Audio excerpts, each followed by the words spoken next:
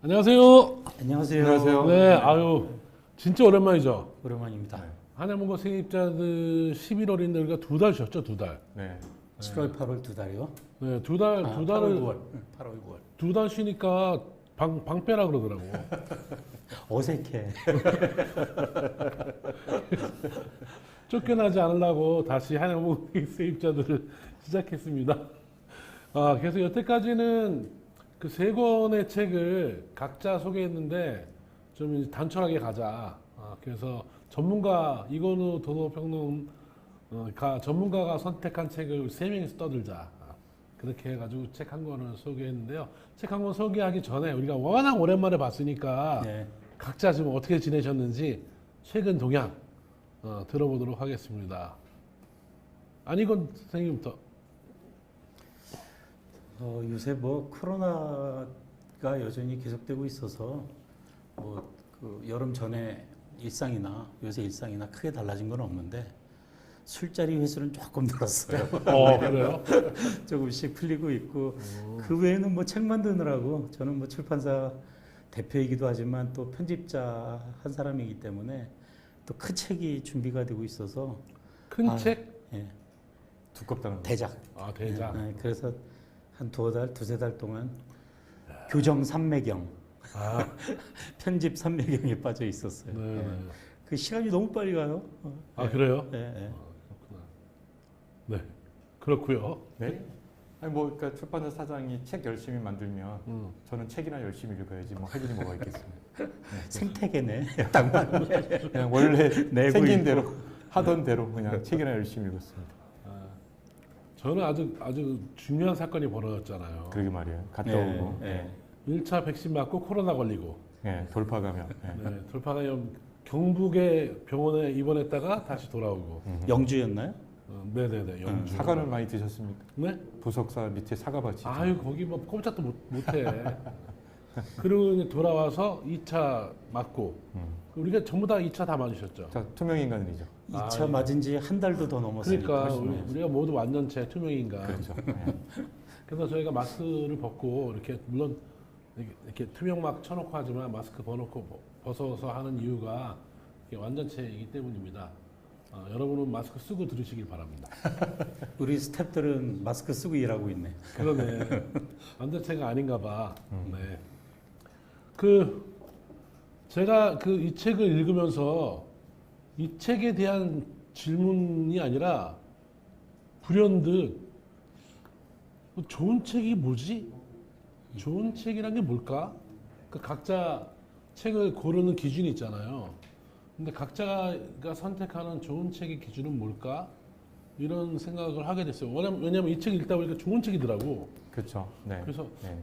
이 좋은 책이 뭘까 생각이 들었는데 저 같은 경우에는 책 고를 때 일단은 제 관심 분야, 그러니까 좋은 책이라는 게 나하고 맞는 책이 좋은 책이죠.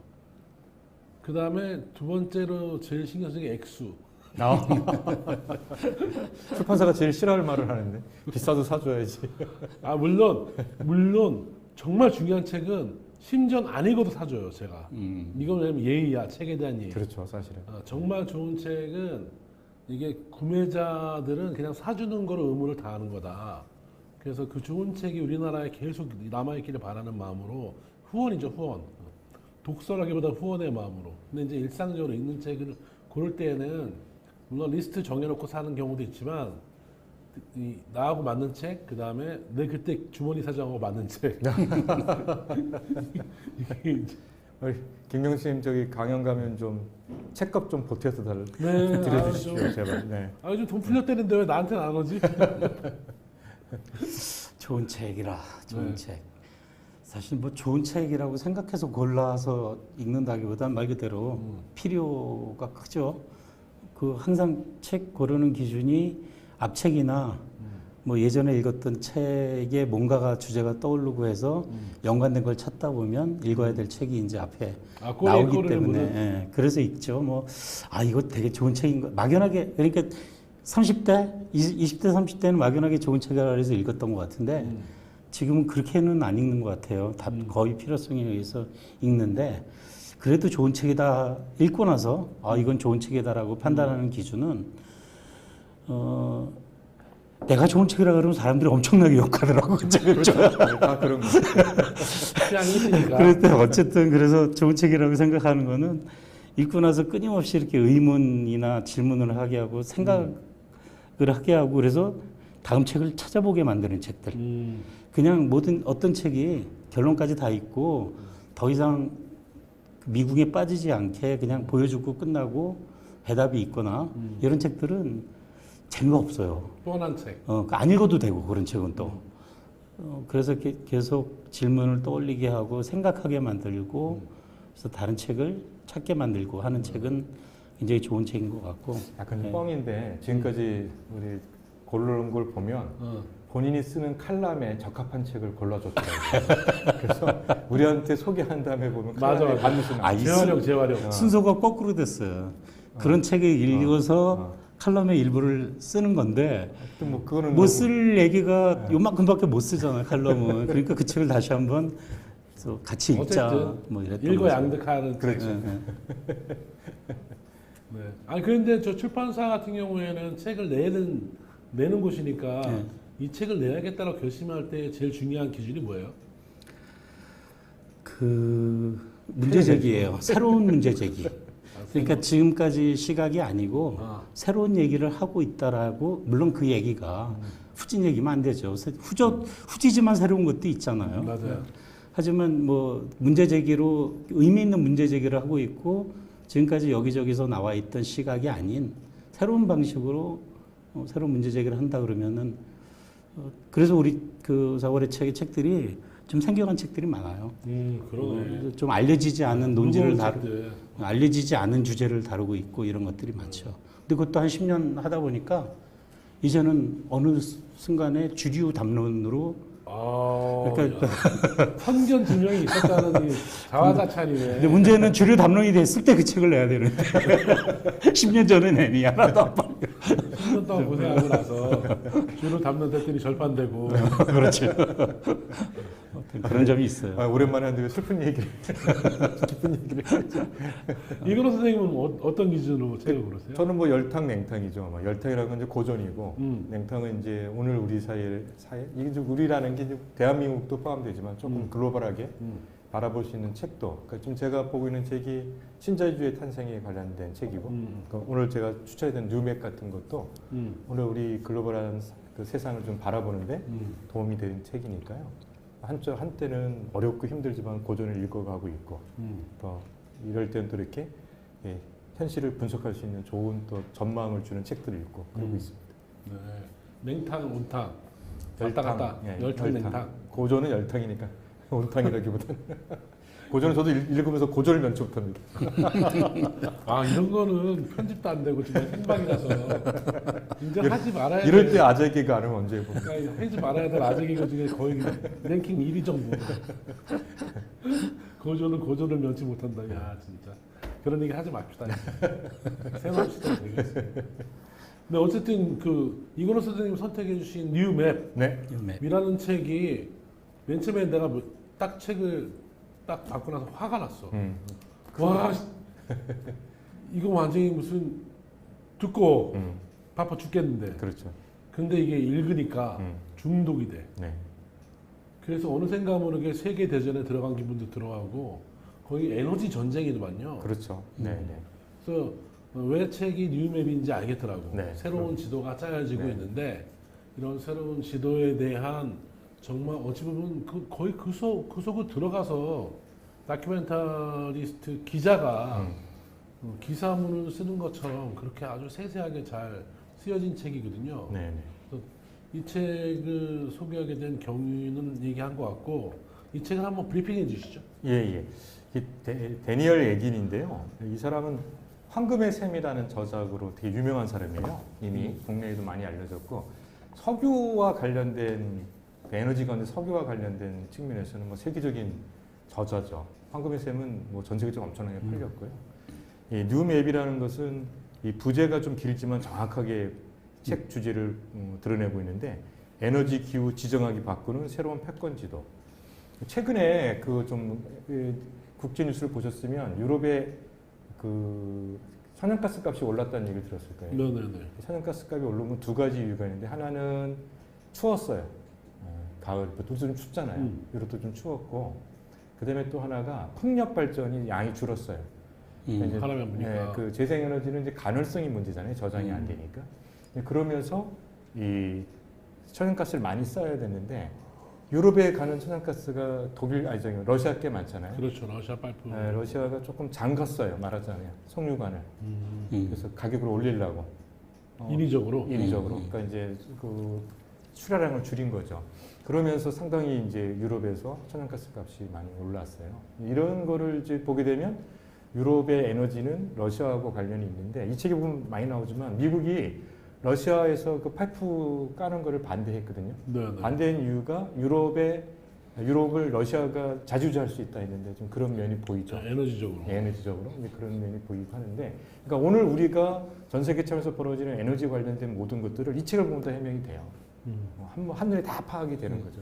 예, 그리고 이 저자는 전형적으로 석유 사업을 옹호하는 사람인데 이제 기후 위기를 인정하고 그리고 재생에너지로 전 세계가 전환될 거라는 것도 인정하고 있어요.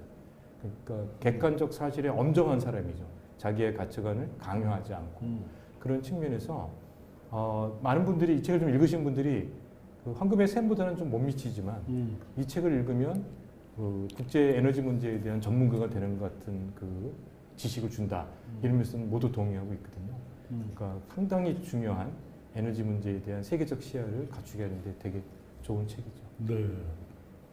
일단은 뭐 이 책의 의의랄까 이런 걸 했는데 이 책의 목차를 보니까 목차가 엄청 재밌더라고. 그렇죠. 예. 잘 짜여져. 잘 짜져 있죠. 목차가 제1장이 미국의 새로운 지도, 2장 다른 건 새로운 말 안 들어가는데 이건 미국의 뭐 새로운 그런 이유가 그렇죠. 있죠. 네. 네. 2장이 러시아의 지도, 3장이 중국의 지도, 4장이 중동의 지도. 사실은 산유국으로만 치면은 미국, 러시아, 중동 그렇죠. 이 세 군데일 네, 텐데 네, 네. 중국이 중간에 딱 끼어 있는 그렇죠. 것도 네, 네. 의미심장한 배치인 것 그런 거 같고. 맞습니다. 네. 그 다음에 이제 여기까지가 어찌 보면은 기존의 지도라고 한다면 5장이 또 다른 지도라고 해서 이제 내연차가 전기차로 바뀌는 거, 무인 자동차로 바뀌는 거, 새로운 자동차 관련된 기술이 생기면서 우버 같은 앱 같은 그렇죠. 거 발생하는 거. 예. 그러면서 이제는 이제 그 과거처럼 석유나 이런 것이 많이 필요하지 않은 시대가 네. 도래한 거 하나하고 6장이 기후 지도라 그래서 맞아요. 더 네. 이상은 탄소가 지금처럼 배출되면 온난화가 심해질 테니까 1.5도 밑으로 떨어뜨리기 위해서는 탄소 중립으로 가야 되는데 네. 그러기 위해서 전 세계가 좀 탄소 중립을 위한 온갖 제도들과 이 장치들을 마련하고 있으니 그러한 제도와 장치 속에서는 어쩔 수 없이 석유에 대한 소비가 줄어들 수밖에 없고 그러면은 그냥 줄어들기만 하면 되는 게 아니라 석유를 대체할 만한 에너지가 개발돼야 되거나 아니면 설치돼야 되는데 그거의 문제까지 그래서 앞에 있는 부분이 좀 황금의 샘과 관련되어 있는 부분이라면 뒤에 또 다른 지도부터는 이게 뉴맵에 해당하는 네. 부분이 아닐까 싶고 또 앞에 있는 부분도 황금의 샘에서 다루는 것보다 좀 업데이트된 그렇죠. 네. 네. 그것도 뉴맵이죠. 뉴맵이죠. 준것 같아요. 네.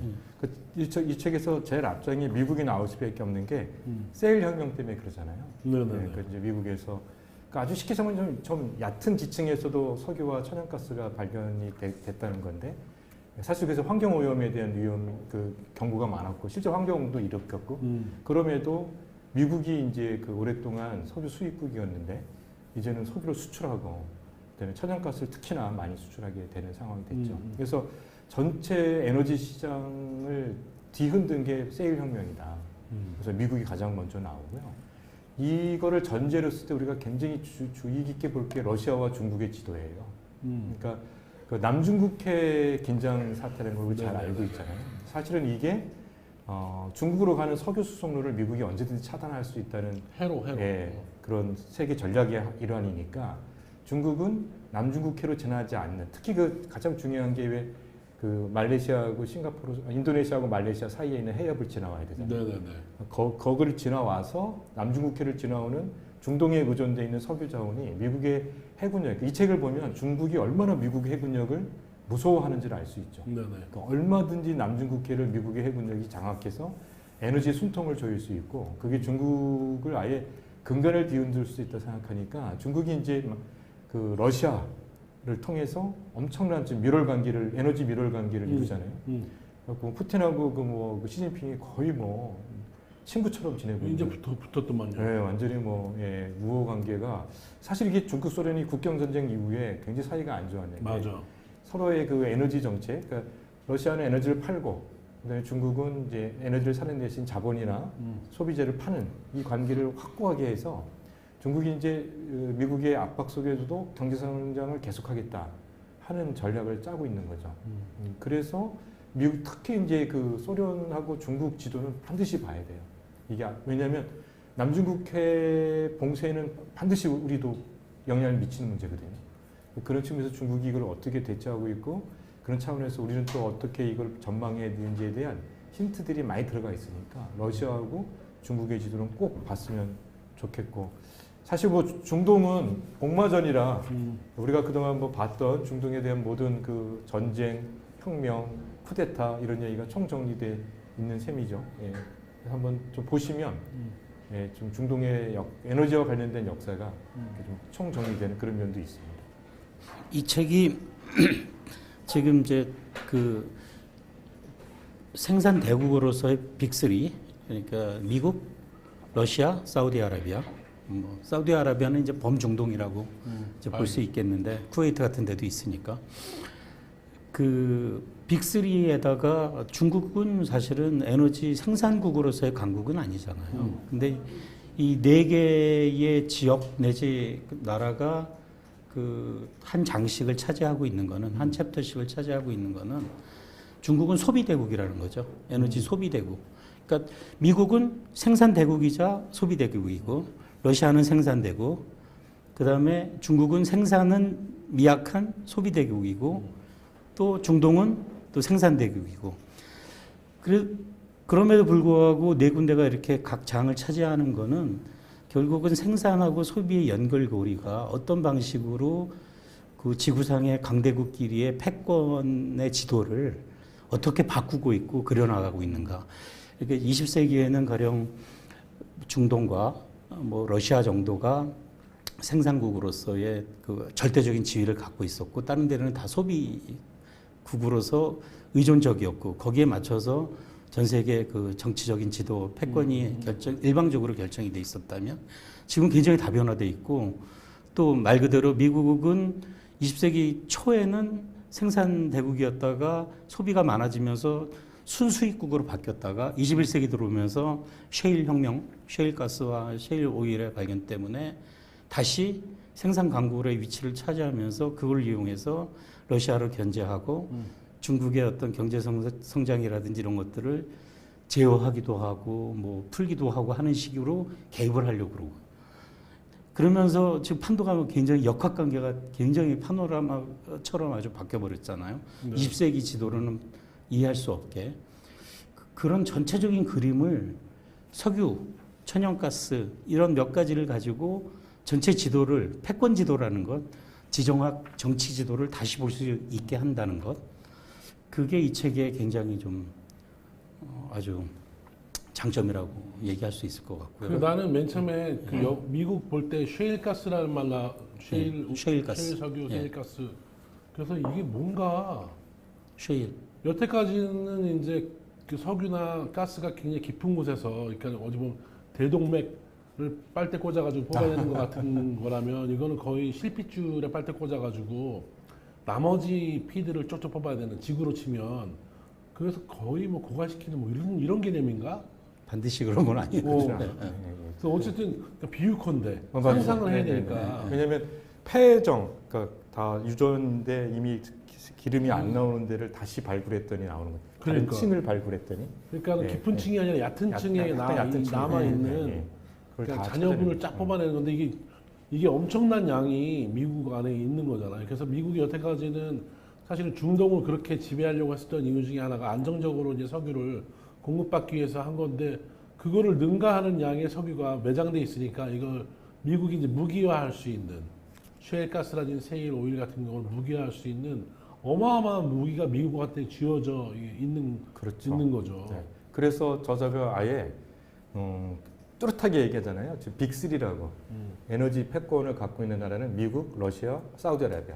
우리는 그동안에 그 오페크라고 생각했잖아요. 오펙이라는 네, 중동. 예, 넓게 그다음에 베네수엘라 같은 난민인데 네네. 아예 그게 아니고 세일 혁명 때문에 이 전 세계의 에너지 패권은 딱 3개 국가만 갖고 있는 셈인 거죠. 그래서 이제 그 흥미로운 게 이 미국이 세일 혁명을 하면서 이 책을 보면 다 이게 지구 차원에서 연동됐다는 게 기름을 넉넉하게 가지고 있으니까 이란하고 그 이란이 핵 개발할 때 애들이 석유 수출을 막잖아요. 네네. 사실 이게 실패할 수도 있다 생각했잖아요. 이란이 버틸 수 있을 거라는데 20세기처럼 의존도가 컸다면 그렇지. 실패하죠. 네. 다른 나라들이 다 들고 일어날 텐데. 이란이 석유를 수출하지 않으면 석유값이 너무 올라가고 다른 나라의 경제에 악영향을 끼치니까 미국에서 압박을 못할 것 같은데 미국 자체가 세일 혁명에서 기름이 넉넉하니까 넘쳐나니까. 결국은 이란이 무릎을 꿇고 핵을 개발하지 않기로 한 것도 바로 세일 세일 혁명 혁명 때문이라고 하는 거죠.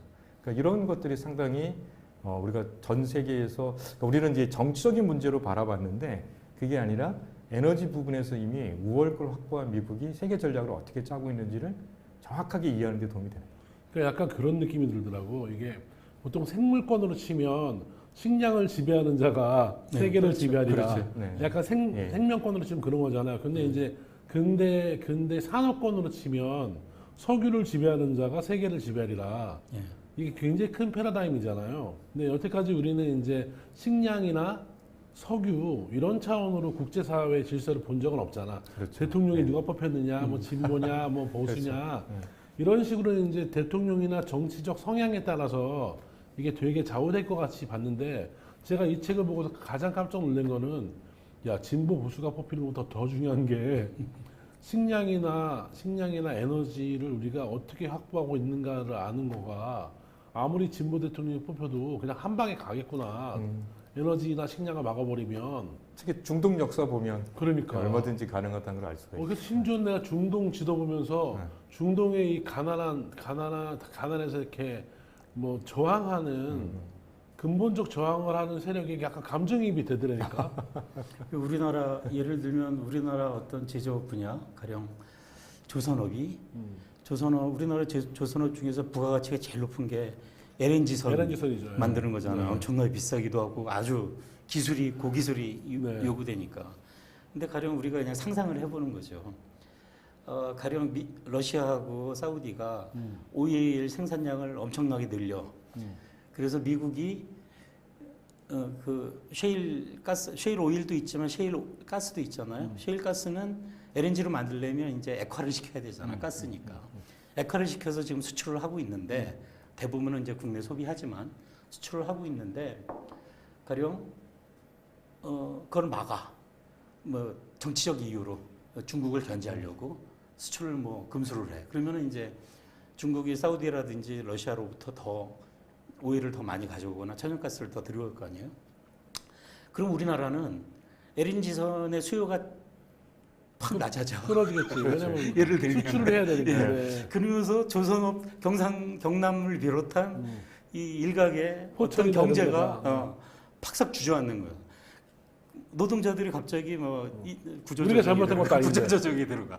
이런 식으로 세계 에너지 패권이 어떤 의미에서는 우리하고 좀 먼 큰 나라들끼리의 뭐 부딪힘인 것 같은데 사실 일상생활에 단순히 주유소에서 기름 가격 올라간다 내려간다가 아니라 실제적으로 산업 자체나 뭐 그런 것 때문에 그래서 만약에 우리나라가 어떤 뭐 세금이라든지 이런 게 적어져가지고 어떤 복지기금이라든지 또는 북한과의 어떤 뭐 어떤 관계에서 뭔가 뭐 원조 물자라든지 이런 걸 줄일 수밖에 없는 실정에 도달할 수도 있는 거고. 그러니까는 예를 드는 거죠 지금. 네, 예. 그러니까 상상력이 이 책을 읽고 나서 제가 그동안에 세계 정치를 읽었던 정치를 읽어내는 방법의 상상력이 되게 제한된 상상력이었구나. 이건 좀 더 거대한 상상력이 필요하구나. 저는 그 라는 생각이 들더라고요. 러시아하고 중국이 이렇게 친하게 지내는 이유를 이 책은 좀 그거를 당연한 것처럼 얘기했는데 우리로선 굉장히 충격적인 거예요. 푸틴하고 네. 시진핑이 비슷한 놈들이니까. 아니, 거기다가 세계사를 보면 아이러니한 게 같은 공산주의 국가인 중국과 베트남이 전쟁을 하고 국경 분쟁 때문에 그렇죠. 그다음에 중국과 소련이 국경 문제 때 전쟁을 한 거거든요. 네네네. 그래서 그게 세계 공산주의 운동사에서 어마어마한 그 그렇죠. 사건인데 그래서 지금도 베트남하고 중국은 별로 사이가 안 좋잖아요. 네네.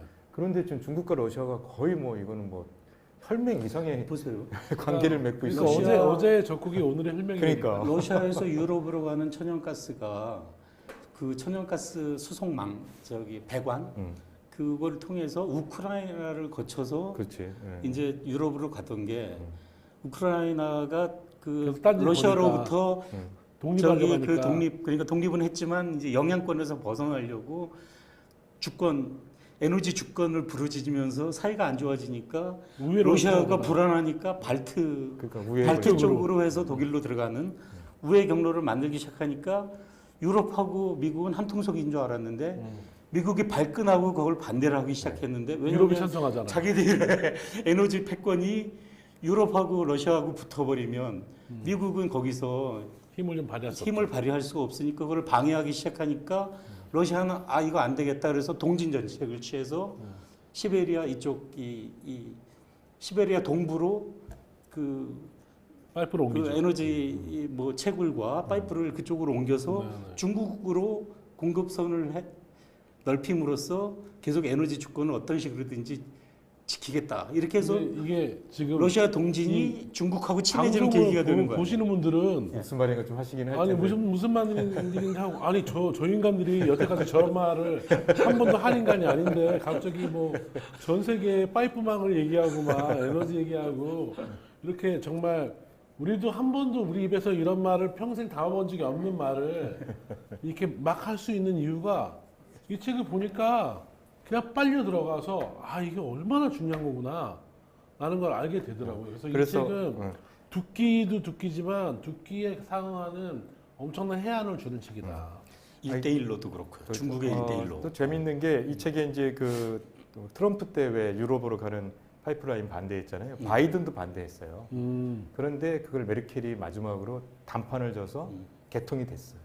그래서 그 라인으로 지금 보내다가 좀 막은 거예요. 가격을 올리려고. 그러니까 미국의 아까 말한 것처럼 미국도 미국의 관점이 좀 맞는 게 있었지. 저거 너무 LNG를 너무 소련에 의존하면 러시아에 의존하면 위험하다는데 재밌는 게 아까도 잠깐 하죠. 우크라이나잖아요. 그러니까 중국의 대만이 이게 목에 가시라면 이게 러시아의 우크라이나. 러시아는 우크라이나가 목에 가시다. 완전히 목에 가시다는 것도 알 수 있는 거고. 또 흥미로운 건 트럼프가 파리 협정을 탈퇴했었잖아요, 그죠? 했었죠. 왜 그랬을까가 이 책을 보면 알 수 있는 거죠. 맞아. 셀 혁명이 터져서 미국에 석유하고 천연가스가 많은데 이걸 팔아내려면 파리 협정에서 탈퇴할 수밖에 없었던 거고. 기후와 관련된 이런 엄격한 기준을 지켜낼 수가 없으니까. 그렇죠. 그래서 그 덕에 우리가 좀 사실은 또 우리도 덕 본 거잖아요. 그러니까 한미 무역 역조 현상을 해소하는데 트럼프가 요구한 게 미국산 LNG를 사라는 거였잖아요. 네, 우리가 많이 샀죠. 네, 그래서 우리가 많이 사다 보니까 다른 나라하고의 우리가 수입할 때 LNG 가격을 좀 떨어뜨릴 수 있었다. 이런 얘기가 미국 사람 책에서 보는 또 이 놀라운겠죠. 그러니까 우리 같은 나라도 러시아도 그랬지만은 가격 협상을 통해서 뭐 독일 같은 경우에도 여기 싸게 주겠다는데 너희는 왜 이렇게 비싸 하면서 오히려 강대국을 저울질을 해가지고 어떤 뭐 실리를 취하는 방식의 그런 것이 이제 에너지 패권 사이에서도 가능하다라는 그런 걸 지금 보여주고 있는 거죠. 좀 화제를 살짝 전환해 보자고요. 여태까지는 이제 석유 에너지 또는 천연가스 에너지를 얘기했는데 여기 5장부터는 또 다른 지도라고 그렇죠. 해서 네네. 이제 요즘은 이 환경 오염이라든지 온난화 문제 때문에 전기차가 뭐 가솔린 차나 아니면 경유차를 좀 대체해야 된다라고 하는 것이 어떤 대세 같이 만들어지고 실제로 유럽 같은 경우에는 연도를 정해놓고 생산을 조절하는 거기까지 간 거고. 네. 그게 이제 전기차의 문제가 하나가 있고 그게 또 전기차라고 하는 게 그냥 개인이 소유하는 게 아니라 이제 무인 자율주행. 자율주행차가 되면은 차량이 확 줄어들거든요. 판매량이 엄청 줄죠. 네, 맞습니다. 확 줄어들고 우버 같은 경우는 또 더더욱 줄어들게 하고 그래서 옛날처럼 그렇게 차가 많이 필요하지 않은 사회가 오게 되면 에너지가 저절로 줄어들 수밖에 없는 하나의 축. 근데 어쨌든 석유 산업으로 치면은 데미지가 큰 거죠. 그것도 있지만 이제 이 저자가 말하고 싶은 거는 그랬을 때 경제 구조가 근본적으로 재편될 수밖에 없다는 거예요. 특히 이제 이게 여기서는 그렇게 강조를 안 했는데 지금까지 자본주의 생산 방식을 설명하는 거로 가장 유력했던 게 자동차 생산 방식이거든요. 그러니까 포드 시스템이라는 건 대량 생산, 대량 소비. 토요타 시스템이라는 것은 다품종 소량 생산. 이렇게 해서 자본주의가 질적으로 변화된 것을 자동차 생산 방식으로 설명해 왔는데 이럴 때 이제 이 전기 자동차는 기본적으로 제가 알고 이 책에는 안 나오지만 제가 알기로는 3분의 2 정도가 인력이 줄어들어요. 네. 부품이 몇 개 안 별로 되니까. 없기 때문에 거기다가 그 김대식이 쓴 인간대 기계에 되면 자율주행 자동차가 나오는데 자율주행차가 되면은 당연히 자동차 생산이 줄어들 수밖에 없죠. 왜냐하면 자율주행이 되면 내가 차를 소유하지 않아도 돼요. 그렇죠. 여기도 나오지만 대체로 개인이 자동차를 쓰는 시간이 5 내지 10%라고 하잖아요. 그러니까 이게 자율주행이 되면은 내가 자동차를 소유하지 않고 공용 자동차를 소유할 가능성이 크기 때문에 자동차의 생산 양수가 줄어들고 이렇게 되면 산업 전반에 엄청난 타격을 입히는 거예요. 그렇죠. 네, 그러니까 어마어마한 구조적인 자동차 업계에 벌어지는데 사실 또 우리가 봐서 알지만 자동차는 인력을 또 많이 쓰잖아요. 그런 거에 대한 대비가 있느냐 이런 얘기를 하고 있는 거죠. 실제로 이제 기술의 문제가 아니라 사람의 삶의 문제니까 그렇죠. 예. 노동의 문제가 예. 빠질 수 없고 예. 그 노동의 문제에 해결 없는 기술적 해결이라는 건 거의 인간을 굉장히 좀 낮게 평가하는 그런 방식이잖아요. 저 같은 경우도 만약에 전기차가 필요하고 만약에 전기차가 자동화돼서 생산된다 하더라도 그동안 자동차를 생산했던 노동자들은 뭐하지? 그 사람들은 그냥 손가락 빨면 되는 건가? 그러면 자동차 산업과 관련했던 온갖 부품 회사들, 하청 회사들은 뭐하지? 그 사람 역시 손가락 빠는 건가? 이렇게 해가지고 이게 마치 도미노 게임처럼 네. 하나의 산업이 바뀌면 그냥 쭉쭉쭉쭉 무너지겠더라고요. 그렇죠. 예. 그럼 그 집안 식구들도 차차짝 무너지는 그럼요. 거고. 예. 그래서 이러다가 구테타 뭐라 그래 밀란이 일어날 가능성도 있지 않을까? 제대로 절차를 안 밟으면 그런 생각도 들고. 그렇게 급격하게 변할까 싶은 의문이 한편 있고요. 그다음에 이제 희망의 대체 산업이라는 게 네네네. 그러니까 뭐 그냥 전기 자동차나 자율주행 자동차는 기존의 가솔린 자동차보다 부품 수가 뭐 아주 획기적으로 적고 뭐 당연히 연관 산업 수도 줄어들 수밖에 없는데 가령 뭐 도로 건설이라든지 시스템 개발이라든지 맞아요. 뭐 배터리 기술이라든지 물론 줄어드는 만큼을 감당할 수 있는 자동차 직접적인 산업에서 대체 산업이 더 크게 일어나지는 않겠죠. 그렇죠. 그런데 이제 우리가 상상하지 못하는 그런 자율주행 시대가 오면서 벌어질 전혀 상상하지 못하는 곳에 산업적인 필요가 생길 수도 있다라는 거죠. 그러니까 역시 이게 마차의 시대에서 자동차 시대로 넘어가는 것만큼이나 되게 충격적인 거대한. 근데 되게 재밌는 게요.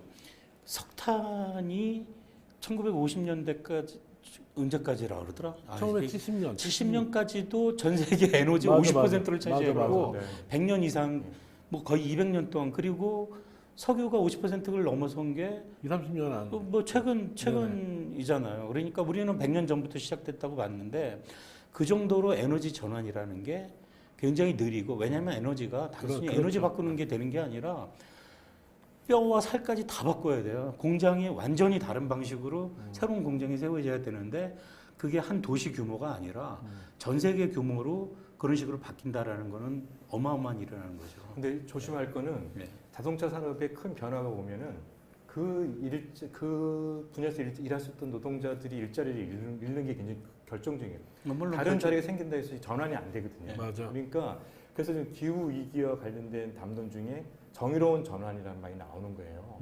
그래서 이제 이렇게 되면 당장 그 석탄을 쓰지 않아야 되기 때문에 탄간 노동자라든지 전기자동차 때문에 기존의 어떤 인력들이 일자리를 잃기 때문에 전체적인 체제 전환에서 생기는 이 부작용을 어떻게 최소화할 것인가에 대한 정책적 배려 이게 필요하다는 측면에서 정의로운 전환이 많이 나오는 거예요. 이거 맞는 말인데 제 얘기는 이제 바로 자동차 그 생산 노동자들이 그 사람들이 다른 산업에 갑자기 가서 일할 수가 없다라는 거죠. 근데 전체적으로 10년, 20년, 30년 정도를 두고 볼 때 인구적인 차원에서 그럴 수도 있다라는 상상은 해볼 수 있어요. 저도 뭐 그게 올바르고 좋다라는 생각은 안 하는데 원래 마차하고 뭐가 자동차 나올까? 때도 공존한 것처럼 약간 공존하는 시기가 좀 조절되지 않을까요? 이 책도 나오지만 전기차로의 전환은 더 빨라지고 있죠. 네네. 사실은 또 그래서 우리하고도 관련된 얘기인데 폭스바겐이 그 배기량 사기 쳤잖아요. 네. 맞아. 그래가지고 그 얘기가 사실 유럽에서 탄소 배출. 전기자동차의 전환을 더 촉진시키니까 그러니까 되게 재밌어요, 그렇죠? 우리가 보면 그 유럽에서 그 크린 디젤 뭐 그래갖고 가짜 뭐 거짓말 크린 했는데 디젤 이제 완전 유럽 시민들이 화가 난 거 아니에요. 미국은 이제 더 분노해서 막 엄청난 혹시나 해서 조사해 본 거잖아. 그러니까. 혹시나 해서. 그 한 대학이 조사해봤는데 이제 그러면서 이게 이제 우리나라 그 왜 좀 싸게 팔았고 엄청 사고 막 그랬는데 네네네. 완전히 이제 그 사기였는데 그 사건이 결국은 유럽에서 전기자동차 시민들이 전기자동차의 전환을 굉장히 촉진하게 되는 이유가 됐다 이런 것도 있는데 제가 알기로는 유럽은 2035년에 내연기관이 완전 폐지예요. 아예 그러니까. 판매를 못. 네, 아예 제도적으로 보통, 폐기됐더라고. 보통 생산을 230년 정도에 완전 판매 금지. 네네. 가솔린차, 그러니까 이거는 디젤차. 엄청난 속도인 거고 최근에 무슨 그 우리나라도 왜 전기버스 회사가 그 쌍용 자동차 인수하기로 했잖아요. 이게 완전히 새우가 고래를 잡아먹었다는 전형적인 사례라는 건데 그럴 수도 있겠네. 그게 가능한 게 그 자동차 그 전기 버스 회사가 쌍용을 인수하는 게 위에는 다 쌍용 거를 하는데 밑에 거 생산 라인을 바꾸는 요거 거지. 밑에 플랫폼만 전기로 하면 비용이 많이 안 들겠다면서 가까운 시일 내에 쌍용 자동차를 다 전기 자동차로 만들겠다는 거예요. 그러니까 그 저기 전기회사 전기버스 회사 그 CEO는 전 세계가 지금 전기 자동차를 갈 걸 예측하고 있고 그 양반 인터뷰를 봤더니 에너지 관련 책을 읽었대요.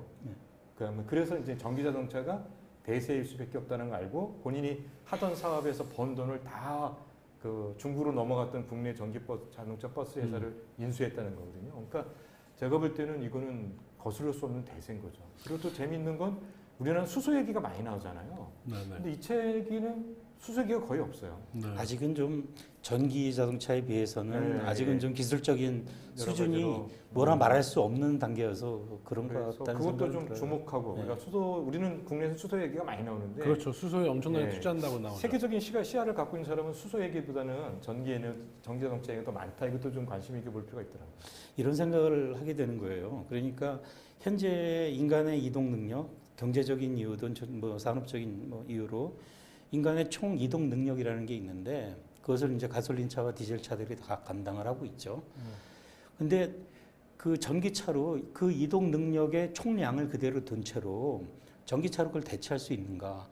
할 수는 있겠지만 굉장히 오래 걸릴 거라는 생각이 아무리 유럽이 급박해서 지금 10% 이상을 뭐 20%까지 늘어나고 막 이런 신규 판매 자동차의 심지어 어느 나라는 30%가 전기차라는 거 아니에요. 신규 자동차에. 그렇죠. 네. 그런 정도로 빠르긴 한데 단순히 이동 능력을 가솔린차나 그 기름차에서 소기차에서 전기차로 바꾸는 방식으로 그것이 대치되고 있는가? 그러면 그대로 그냥 전기차에 이전된다고 상상하기가 쉬운데 실제로는 그런 삶의 패턴 자체도 이동의 필요성이 줄어드는 방식으로 왜냐하면은 물질적인 환경이 강요를 하는 거예요.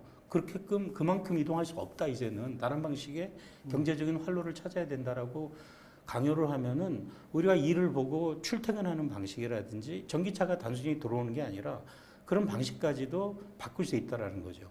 거기에는 결국 에너지 가장 밑바닥에는 에너지가 도사리고 있는데 지금 기후 문제 때문에도 그렇지만 또 뭐 고갈 문제는 사실은 이 책에서는 오히려 문제가 없어졌다. 자원 고갈 문제가 셰일 오일의 그 개발도 있지만은 수요 정점이라는 얘기를 하잖아요. 왜냐하면 기술이 고도화되기 때문에 더 이상 예전처럼 석유를 많이 필요로 하지 않는다. 그래서 수요 정점에 곧 도달할 거다. 그다음부터 이제는 오일 수요는 줄어들겠죠. 그래서 고갈 문제는 오히려 별로 우리가 뭐 20세기만 해도 고갈 문제가 가장 컸잖아요. 에너지 문제에서. 이러다가 다 죽는다. 예. 말라 죽는다. 예. 석유.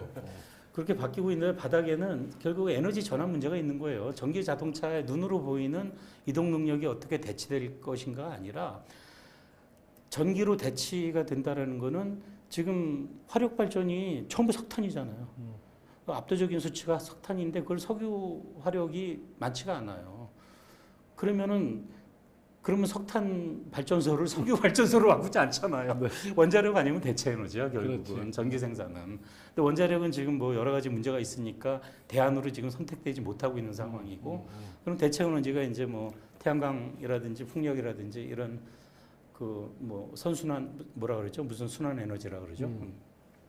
그런 쪽으로 가고 있는데 그러니까 이 에너지가 결국은 지금까지 석유와 이것들이 전 세계의 패권 국가들의 그 관계를 규정해 왔다면 이런 식으로 대체 에너지로 바뀔 때에 전 세계 패권 국가의 이런 관계는 어떻게 될 것인가를 이 책이 이제 마지막 장에서 예감을 하고 있는 거죠. 아직은 그러니까 모른다라고 어찌 보면 얘기하고 마지막 있어요. 주제가 될 텐데 예, 예.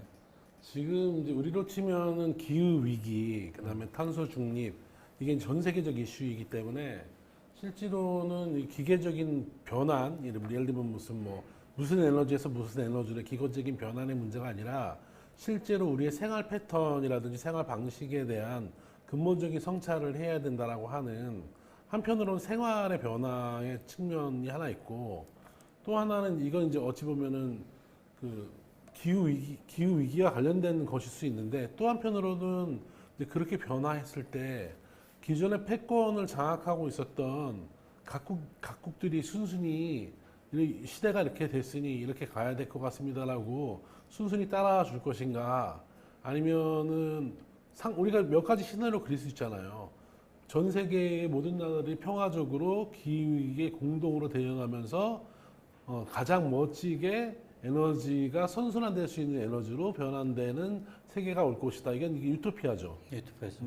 이거는 거의 가능성이 거의 제로에 가까운 거라고 생각하거든요. 그럼 우리가 이제 이 책을 읽은 바에는 좀 더 전망을 하면 그럼 새로운 에너지와 새로운 세계로의 전환을 꿈꾸려고 하는 나라들이 있을 것이고 그것을 이제 주도하는 나라들이 있을 거 아니에요.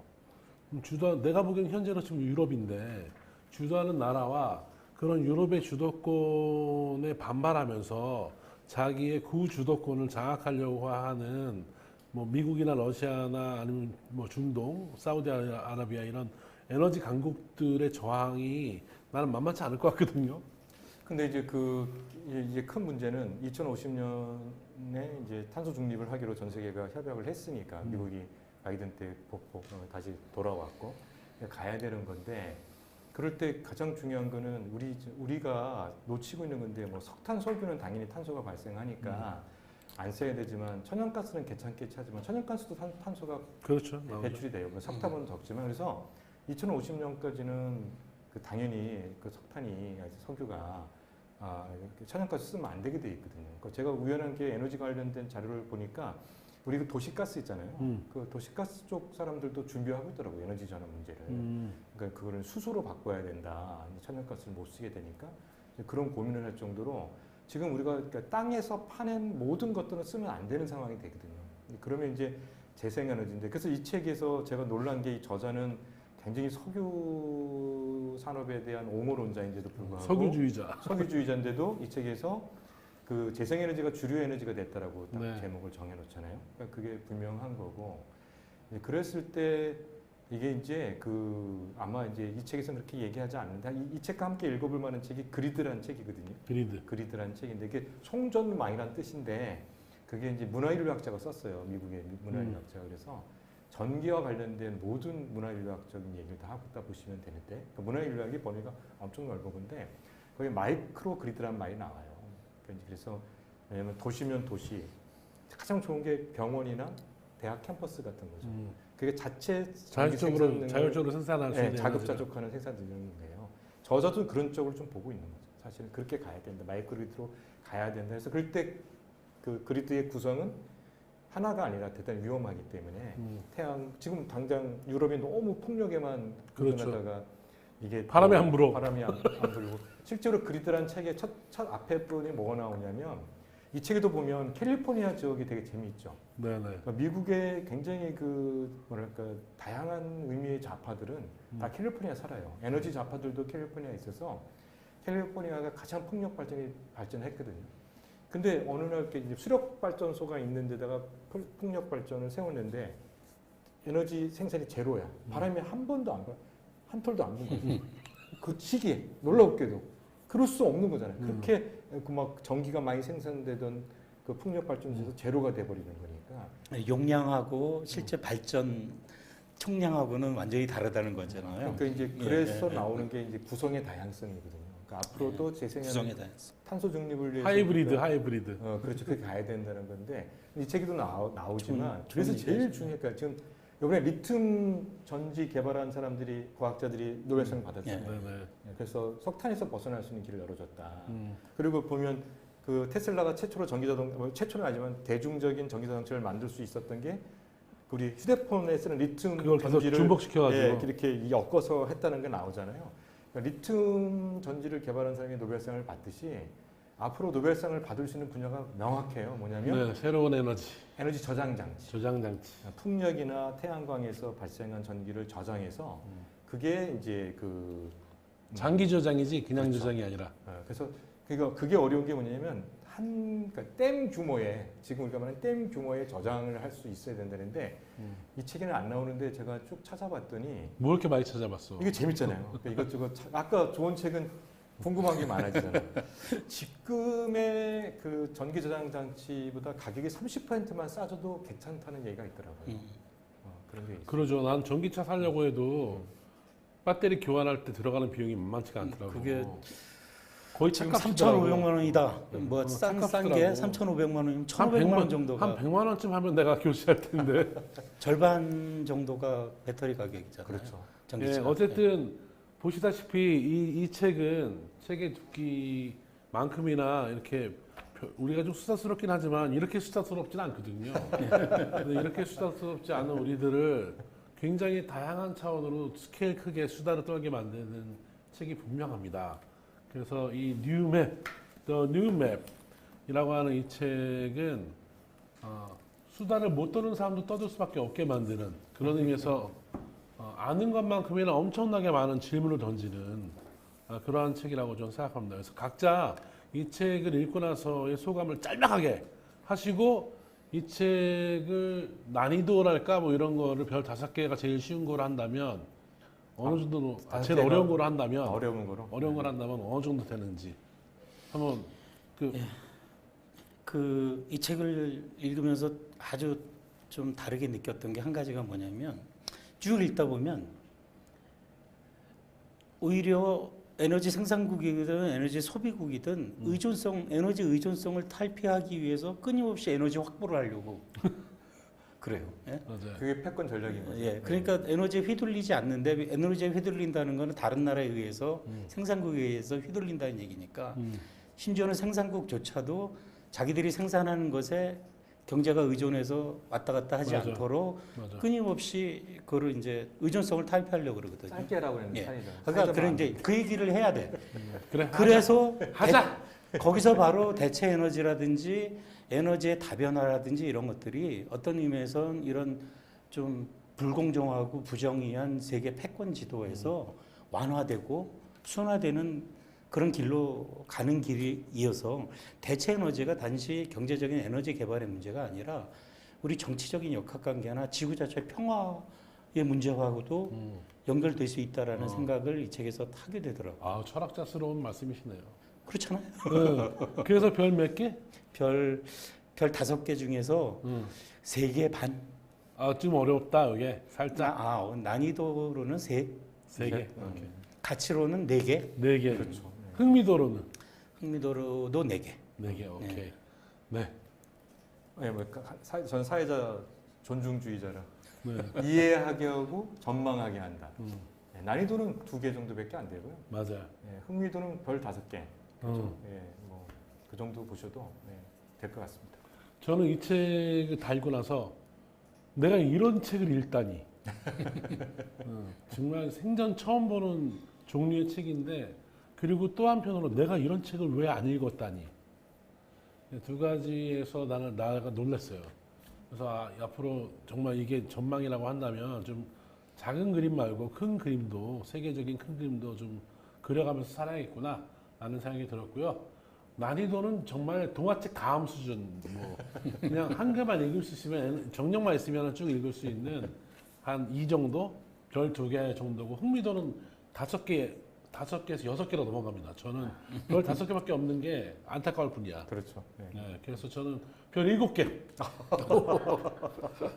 이 출판사 아무 상관없습니다만 별 7개. 그래서 이 시대의 에너지를 걱정하시는 특히 우리가 에너지 한 방울 안 나오는 에너지 빈국에 살고 있는 사람의 국민으로서 에너지를 걱정하는 사람이라면 전 세계 에너지는 어떤 식으로 흘러가는지 우리는 그 속에서 어떻게 살아야 하는지를 깊게 고민하게 하는 책 The New Map. 네. 오늘은 여기까지 할까요? 네. 네. 감사합니다. 감사합니다. 수고하셨습니다. 수고하셨습니다.